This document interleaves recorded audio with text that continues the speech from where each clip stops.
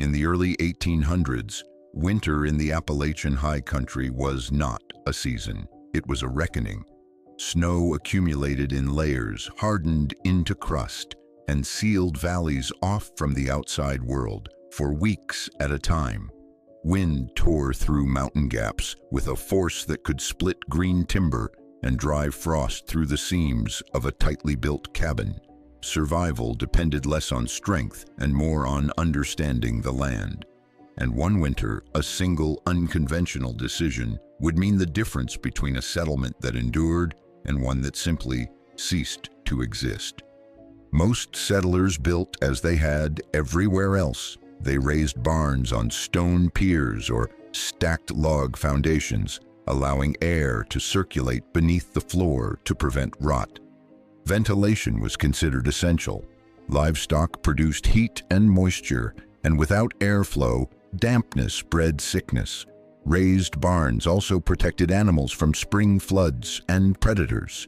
These were practical, proven methods, sensible methods. Sensible, that is, for the places settlers had come from. The Appalachian high country was something else entirely. By the 1820s and 1830s, small clusters of settlers had carved narrow farms into the slopes. They cleared trees by hand, burned stumps, and coaxed corn from soil that was thin but fertile when carefully tended. It was slow, exhausting work with no guarantee of return. A late frost could ruin a planting. A dry summer could shrivel a harvest. These were risks that could be absorbed barely if everything else held. But survival depended on animals more than crops. Oxen pulled plows and sledges. Cows provided milk and butter that could be stored through lean months. Pigs supplied meat that could be salted against the coming cold. A settlement without livestock was a settlement already failing, and everyone in those hills understood it. One winter, remembered in journals simply as a season of relentless cold, exposed the fatal weakness in traditional barn construction. Snow fell early and heavy in November, before fodder stores were fully secured. By December, drifts had swallowed the lower eaves of raised barns. Temperatures plunged far below what most families had ever known. Streams froze solid to the bottom. Axe heads stuck to bare skin. Firewood stacks, no matter how carefully built, shrank faster than anyone had planned. There was no sending for help. There were no roads passable, no neighbors close enough to reach.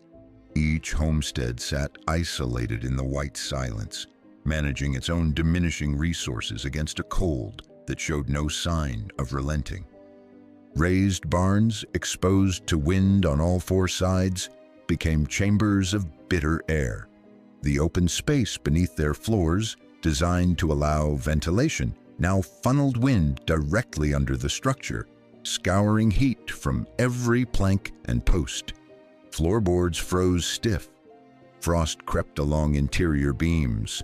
The moisture from animals' breath condensed and froze along the walls. Hay stored in lofts grew damp from temperature swings, then crusted into useless blocks. Oxen weakened visibly. Calves stiffened overnight. Before the new year arrived, livestock losses had mounted across multiple homesteads. Families who had worked through spring, summer, and fall to build their herds watched that work disappear in a matter of weeks. It was during the depths of this cold that one settler, whose farm sat higher on the slope than most, began a construction project that puzzled his neighbors. Rather than hauling timber for a raised frame, he chose a south-facing hillside near his cabin, marked out a broad rectangle, and began digging directly into the earth. The work was grueling. Iron tools rang against compacted clay and stone. Frozen ground had to be broken piece by piece, the soil carried away basket by basket. Progress was measured in inches. The excavation went deep enough for a full-grown ox to stand comfortably inside, without its breath fogging against a low ceiling. The back wall was left as solid earth. Side walls were reinforced with fieldstone gathered from the surrounding fields, stacked tightly and carefully without mortar, relying on weight and fit to hold. Heavy timber beams spanned the width, supported by thick interior posts set deep into the floor. Over the beams, he laid smaller poles, then brush, then a deep layer of packed soil. When finished, the roof blended seamlessly into the hillside. From a distance, the structure looked less like a barn and more like a burrow cut into the slope by something far larger than a fox. To neighbors raised on traditional construction, the design seemed backwards. Air would not circulate freely. Moisture would collect in corners and along the floor. Animals confined in near darkness might sicken from causes no one could easily identify or address. The labor required was considerable when wood was plentiful, and conventional framing was faster. Skepticism was reasonable, but the builder had understood something the others had not yet fully confronted. The earth itself was insulation. Appalachian soil, even in the heart of winter, maintained a steadier temperature below the frost line than the open air above it. At a depth of several feet, the ground did not mirror the brutal swings of January wind. It held a muted, stable coolness far less punishing than direct exposure. With 3 walls and a ceiling buried beneath layers of soil, the barn was shielded from the elements entirely. Wind could not sweep beneath it. Snow could pile high against the entrance without threatening collapse. The surrounding earth slowly absorbed and released the modest heat generated by the animals inside, keeping interior temperatures from plummeting during the coldest nights in a way that no wooden wall ever could. Ventilation was addressed rather than abandoned. A narrow stone-lined channel ran from a rear corner, rising gradually through the hillside to exhaust stale air. The opening was small enough to block drafts, yet sufficient to relieve accumulated moisture. The entrance faced away from prevailing winds and was sealed with a heavy wooden door lined with straw and hide to minimize heat loss. The design was not the absence of thought. It was thought applied to a different set of priorities than the ones most settlers had carried with them from elsewhere. When the worst cold arrived, the contrast between structures became undeniable. Raised barns groaned in the wind. Interior temperatures swung sharply between day and night, forcing animals to burn through fodder reserves simply to maintain body heat. Weakened livestock consumed more while producing less, compounding the strain on already thin stores. The harder the winter pressed, the faster resources disappeared, and there was no way to slow that equation from the outside. Inside the earthen barn, conditions remained comparatively stable. Frost did not creep along the interior walls. Water froze more slowly. Hay stayed drier because there was no condensation dripping from the roof. The collective warmth of the animals lingered within the insulated space, rather than being stripped away by wind the moment it was generated. Oxen stood steadily and ate at a normal pace. Cows held their milk further into the season than anyone expected. The difference was not dramatic in the way that a sudden rescue might be dramatic. It was quiet and cumulative, the compound effect of slightly better conditions sustained over many weeks. As those weeks ground on, the settlement's broader position grew desperate. Families rationed cornmeal down to daily handfuls. Firewood stacks reached their ends, and families began tearing apart outbuildings for fuel. Several households found their oxen dead in the mornings, stiffened overnight despite careful tending, despite extra hay, despite everything the families had tried. Without draft animals, there would be no hauling timber in spring, no breaking ground, no planting. A farm without an ox in those mountains was not simply inconvenienced, it was effectively paralyzed. The settlement's capacity to survive the following year depended entirely on what remained alive when winter finally broke. The underground barn's livestock endured. They did not thrive as they would in spring pasture. Ribs showed, coats dulled. Energy was conserved rather than expressed. But they survived in workable condition. Their strength, carefully preserved through the most punishing stretch of winter, would soon become the difference between a settlement that continued and one that dissolved into abandoned cabins and overgrown fields. The principle behind this outcome, though settlers did not use scientific language to describe it, was straightforward. Earth possesses high thermal mass, while it changes temperature slowly compared to air. A structure embedded within it is buffered from the violent swings that come with open exposure. Eliminating the gap beneath the floor removed one of the most significant avenues of heat loss: wind chill, which strips warmth from surfaces far faster than still cold air, cannot penetrate solid ground. Traditional raised barns had been designed for wetter, milder environments where airflow prevented rot. In the extreme cold of Appalachian high elevations, that same airflow became a liability. The design was not wrong, it was simply mismatched to the landscape it had been transplanted into. By the time thaw arrived, the consequences of the winter were tallied across the settlement. Families who had lost their teams faced a crippled planting season. Fields cleared with enormous effort. The previous year would sit unbroken. Food stores already depleted would not be replenished in time. Starvation and forced migration were no longer abstract possibilities, but concrete calculations being made around cold hearths. Some families had already begun discussing whether to attempt the journey back down to lower valleys before the next winter came. The question of whether the settlement could hold together at all had become very real. When the underground barn's oxen were harnessed and led out into the pale spring light, their value extended far beyond their owners' fields.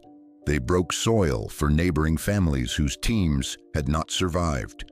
Fields were plowed in rotation across the settlement. Carefully saved seed corn went into the ground on schedule.